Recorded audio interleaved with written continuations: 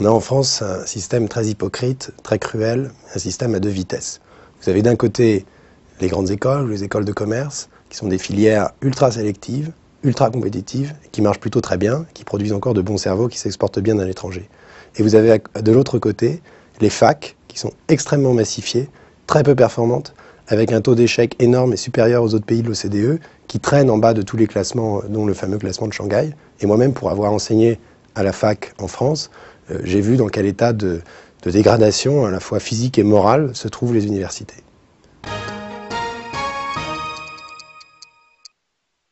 La première chose à faire, c'est que les facs puissent sélectionner leurs étudiants, et ce, dès la première année. Faute de quoi, vous laissez rentrer énormément de gens dans le système, puisque aujourd'hui, c'est le baccalauréat, depuis Napoléon, qui tient lieu de premier diplôme universitaire. Et donc, quand vous avez le bac, vous entrez automatiquement en fac. Ce qui fait qu'il y a énormément de gens qui n'ont rien à y faire, qui y traînent pendant des années et qui, après, se retrouvent sur le marché du travail avec pas de diplôme ou un doc de sociologie qui ne vaut rien du tout.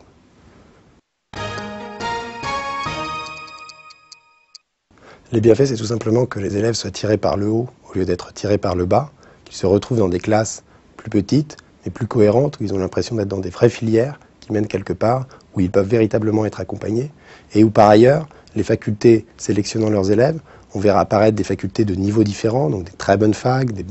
moyennes facs, des un peu moins bonnes facs, et donc tout le monde trouvera chaussure à son pied, alors qu'aujourd'hui, soit vous êtes excellent et vous allez dans les filières sélectives, soit vous êtes bon ou moyen et vous allez là où il y a tout le monde. Le prix à payer, c'est bien sûr la révolte des étudiants, puisque par un paralogisme que je ne m'explique pas, les étudiants assimilent sélection à fascisme. Alors au contraire, la sélection, c'est la République, c'est l'élitisme républicain qui permet l'ascension sociale. Et donc il est clair que les étudiants et les syndicats étudiants bloqueront férocement ces projets de réforme, comme ils l'ont fait dans les années 80, lorsque le ministre Devaquet avait essayé d'introduire la sélection à l'entrée des facs, comme ils le font régulièrement, puisque les facs, en fait, essayent d'introduire la sélection de manière pernicieuse, parce qu'elles voient bien qu'elles y ont intérêt, et que les syndicats étudiants continuent de le dénoncer régulièrement.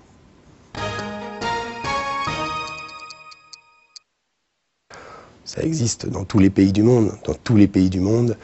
les facs sélectionnent leurs étudiants, et on voit bien que l'université française est en train de perdre du terrain à l'international, ce qui est dommage, car nous avons les profs qu'il faut, les cerveaux qu'il faut, les infrastructures qu'il faut, et l'histoire qu'il faut pour développer un système universitaire d'excellence.